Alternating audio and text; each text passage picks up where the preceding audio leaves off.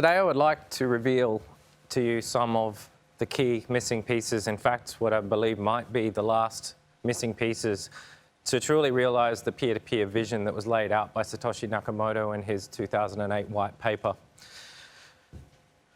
It's very difficult to talk about Bitcoin without using the word peer. It's right there in the title of the white paper. But what is a peer? This is a word that I think has been used and occasionally misused in the history of Bitcoin. It's often used to refer to a node. But the Bitcoin network, in fact, has more than one type of peer. And the definition of a peer is, or a peer group rather, is a group of people that share some kind of commonality in either status or capability. And in fact, Bitcoin has more than one type of peer. Let me read you a piece of the white paper. A purely peer-to-peer version of electronic cash. It's fairly clear. It's the third word of the white paper. Would allow online payments to be sent directly from one party to another. Here in the second phrase of the first sentence of the white paper, Satoshi Nakamoto is describing the most important type of peer in the Bitcoin network without going through a financial institution. The alternative to a financial institution in the Bitcoin world is, of course, the miners, the nodes. And these are the types of peers that people most frequently are referring to when they use the word peer. But let's jump back to this middle one, because what this is actually describing is the users of the Bitcoin network, not the miners, arguably the most important kind of peer in all of Bitcoin. Because without users, what is the purpose of Bitcoin? Why do we need miners? Why do we need Bitcoin at all? Satoshi clearly understood this because in the very first edition, the very first version of the Bitcoin software that was released, it contained a feature which these days we call IP-to-IP transactions. Back then it was often referred to as IP transactions. And it was simply a mechanism that allowed one user to connect to another and exchange transactions between them in a peer-to-peer fashion. It embodied the way that users are supposed to deal with the Bitcoin network, but it was incomplete at the time. Bitcoin is supposed to scale, and one of the primary principles of scale, it's so simple that it almost doesn't need stating, is don't do work that you don't need to do. And of course, when users have to listen to everything that's happening on the Bitcoin network, when they have to listen to details of transactions that are happening on the other side of the planet that don't concern them at all, that's one of the first barriers to scaling. And it was never part of the original Bitcoin design. The first version of Bitcoin, of course, incorporated a wallet. It incorporated all of the logic required for mining, but it was intended as an alpha version. It was a proof of concept. It also included IP transactions. And I firmly believe that Satoshi intended the client side and the mining side of Bitcoin software to diverge fairly quickly. So we didn't quite get there at the time because of some technical limitations and because of the fact that the IP transactions implementation itself was a prototype. It was a proof of concept. It was something that Satoshi put there to show people how it could be done. But alas, no one noticed for 10 long years. And so let's walk through some of the problems that need to be solved so that, that peers on the network, users of the network, can actually interact in the way that Satoshi described originally. You've got to solve a bunch of problems. First, you've got to find your transaction party out there on the internet. There's billions of IP addresses. You can't just guess. You've got to have some kind of way. Now, in the early days, Satoshi proposed a solution to this, which was good enough to get them over the line for testing. It was find your IP address and post it in a forum, the Bitcoin Talk forum, more specifically. Now, that worked, but of course, it's not very user-friendly. If we want 7 billion people on the planet to be using Bitcoin, we've got to do better than that. There's a lot of people that probably don't even know how to find their IP address. And of course, going and posting it on a forum isn't exactly a user-friendly or scalable experience. And then there's the problem of how to connect. This is a common problem. It's not Bitcoin specific at all. But the way that the internet is fundamentally designed is in this kind of a request-response manner. When you as a user want to make use of the internet or a website, etc., you make requests outbound. And Bitcoin, typical internet routers, the type that you have at home that connect you to your ADSL or your fiber connection, etc., mostly have firewalls that allow connections to go outwards, but they don't allow them to come inwards. And that works fine in the web model because that's just how you use the web. You request resources. But when you want to talk peer-to-peer, this presents a problem. And like I said, it's a well-known problem. There are many applications on the internet that have to find ways around this. So it doesn't matter which direction you're trying to go. There are ways around this, including network address translation. None of them are particularly simple, though, and none of them are well adopted. Then, of course, there's a problem of how much your transaction is going to cost. This problem remains unsolved for BTC today. You have to guess. You can't even ask a miner. But even if you could, the answer they gave you may not actually be accurate. They themselves don't know. Because at the moment you send a Bitcoin transaction isn't the moment when a miner actually makes the final decision about whether to include it in a block on BTC. The price that you pay or the price that is required may well change between now and when the block is mined. So we've got that question, and then of course there needs to be an interaction between the two parties who want to transact with each other. This comes down to the communication problem, but also how to structure those communications. So how does a merchant tell a customer how much they need to pay? Then there is the problem of how we'll get our transaction confirmed. On the Bitcoin network, traditionally the way we've done it is spit it out onto the peer-to-peer network, and then some magic happens, but we don't really have any visibility of that. We can't see if something has gone wrong because there's no feedback loop between the users and the miners. And of course, the most critical part of the peer-to-peer vision was the simplified payment verification technique that was described in Section 8 of the Bitcoin white paper. It requires a thing called an SPV proof, which is a thing that the miner has to give back to the user once the transaction has been mined into a block. But there's never been a mechanism to do that, and certainly not a reliable one. And then, of course, comes a further problem. When we send the transaction, of course, by definition, we have to be online, but the Merkle proof, the SPV proof, doesn't come back to us until much later, and there's no guarantee that we are still online. So how do we get these messages? Peer-to-peer transactions are the missing piece of the configuration, I suppose, of the Bitcoin network. And we've solved some of these problems, but not all of them. But collectively together, the set of tools that you actually see on the screen right now, Paymail Miner ID, Bitcoin D, BIP270, MAPI, and a new thing called Spv Channels, can solve all of these problems for us and provide a complete end-to-end solution to implementing the peer-to-peer interaction that the white paper describes. So put them all together and you have peer-to-peer. So I would like to announce the release of 3 new products today. 2 of them are updates to ones that you're probably very well familiar with. And one of them, of course, is brand new, Spv Channels. So these are all beta. We wanted to get them out because we want developers to be able to start playing with them, start experimenting and start attempting to implement this end-to-end interaction. So Bitcoin SV 1.06 Push Edition contains new functions to provide and verify Merkle proofs. The Bitcoin software hasn't been able to do this until now. It now provides 0MQ notifications when double spends are detected. And the part that is still work in progress, which will be in the final 1.06 release, is a new peer-to-peer message that allows miners who detect a double spend to broadcast the fact that that double spend exists across the network in a provable way.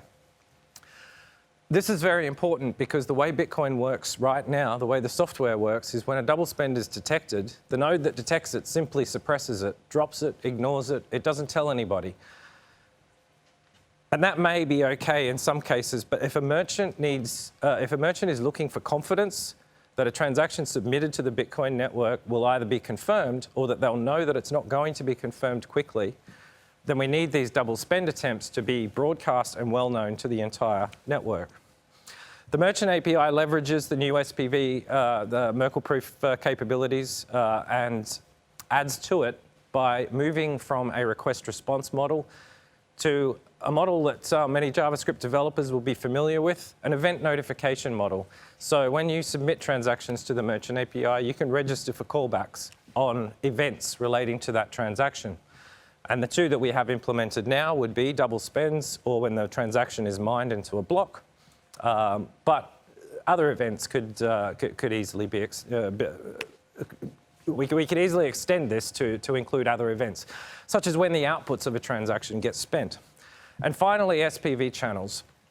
This is an end-to-end encrypted messaging service with a push capability that provides an always-on point of presence for a Bitcoin user and provides a single unified interface for handling the receipt of messages, whether you're online and offline.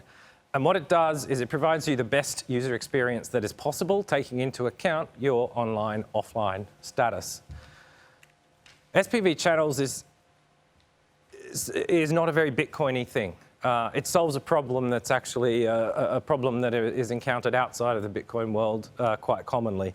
But think of it as something like an email server, an IMAP server.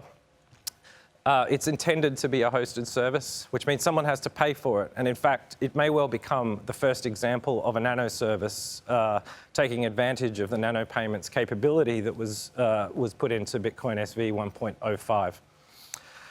Because it's intended to be a hosted service, of course, end-to-end encryption by default had to be a part of the picture.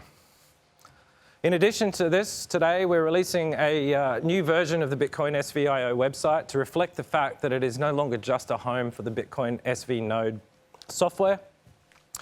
It is a home for a suite of products which we classify, I suppose, under the banner of Bitcoin SV infrastructure. So go take a look at the site. It's got links and information about all of the 6 services that I just described. So how does all this work together? Well, we walked through the process just before and we discovered the problems. So let's go through it again and talk about what the solutions are. The first one, how do I locate my transacting party? Well, this is what Paymail was originally designed for. It's intended as a service discovery mechanism. We've only implemented one way of using it so far, but there are many others planned and in the pipeline. And it replaced the need for users to swap Bitcoin addresses in order to be able to pay each other. Replaced it with a more generic and much more flexible model of simply passing output scripts, which means any complex script is now easy to pay to. And of course, Spv Channels comes into the picture here because the service discovery mechanism for an Spv channel, or one of, the way that we've done it, is Paymail. If you know an Spv user, a Paymail user's Paymail address, then you can find out where you can contact them with an Spv channel. So a quick demonstration of how it works. It really is quite simple. You can see down the bottom, we have the channel server that belongs to the character here on the right, the blue guy. And over on the left, let's call her Alice. She has her channel server at the top. So both of them, note, are going to make outbound connections to the channel servers. So they get past their ISP routers, their firewalls, simply by both making outbound connections and making use of an intermediary. Messages are either stored or forwarded, and it simply depends on whether the recipient is online or not. And channel server knows whether there's an active connection, in which case it will send a push notification immediately to the user to receive their message. And reply goes via the recipient's channel server again, the address of which is either contained in the original message or can be resolved using Paymail. So very similar model to the way that, that email works. With an IMAP server, it's also got that same push capability. So how does it work beyond the prototype? So here again, we've got a slightly more detailed version of it, which actually includes the routers, and you can see the flow of a message that goes all the way around in a circle. But what does it look like to a user? This is the important part. Once you abstract away all of the technical components that are underneath, you get to the image, or you get to the user experience.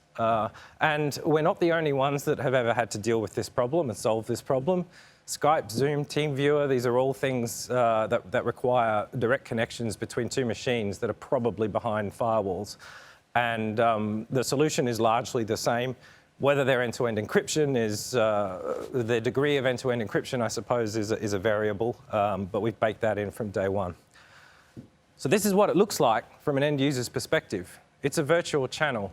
From their point of view, if both users are online, messages pass straight through. It's almost like they have a direct connection to each other, with the added advantage that if you're sending a one-shot message to someone, you don't need to care whether they're online or not. So now that we've solved that problem, how much will it cost? Who's going to mine my transaction in the first place? Well, we've got miner ID for that. Miners can use miner ID not only to take ownership of their own mining history, but also as a service advertising mechanism. So we query miner ID, we find out, we want to know what fee is required for a particular miner, we find the address of their merchant API. We can send a request to a merchant API to find out what their fee, to ask for a fee quote. So now I, as a merchant, know exactly what is required from this transaction. I may also want to, I now want to create a transaction specification for the end user, so the user knows exactly what they have to do to create the transaction in order to complete the purchase. And so we have BIP 270, or possible future variants of BIP 270, which describes how that transaction specification is structured. And it may include more things than just what transaction fee you need to include and how much you need to pay. It may also include a request to include nano payments for other services that are required as part of the transaction. I may be subscribing, and in this case I am subscribing for a event notification on the transaction to say, can you tell me if it's double spent, or can you tell me if when it's mined and give me a Merkle proof? We could piggyback off this existing transaction to pay for those nano services. So, and now how do we submit the transaction? Well, the user, the customer, sends the transaction to the merchant, who's the one that cares about getting it confirmed, and the merchant takes responsibility for getting it to the miners. Because we have miner discovery and merchant APIs, they can contact them directly. They can get a response from the miner immediately as to the status of the transaction. How do we get a security proof? The SPV proof, the Merkle proof, lots of different names for the same thing. Well, when a block gets mined, Bitcoin D will notify Merchant API of it. Merchant API can now go and request all of these Merkle proofs that it's been asked for. And using an SPV channel, the address of which was given when the transaction was first submitted to the miner, they can send back the Merkle proof. And the user now knows everything is okay. Optionally, merchant can also send a copy of it back to the user, because they will probably care, because they've got change addresses being spent. So they may be receiving change as part of that transaction. And so in the offline use case, the user has gone offline or the merchant has gone offline. This is just a quick demonstration of what happens. The messages just queue up. There's no magic here. It's just an implementation of a solution to a well-known problem. User comes online, of course, and it's just like downloading all your email. I'm going to pray for the demo gods to be kind to me today. We have built a demonstration of all of this, and behind this we've got a Bitcoin node and a reg test stack, a merchant API, and an SPV Channels server. And what we have here at the front end is a basic wallet for a customer and a merchant. And to begin with, the merchant is actually connected to their SPV channel. They're requesting push messages. So let's just send a message into that channel. And you can see what's happened here. They've grabbed it. They've received it immediately. Let's disconnect the merchant now.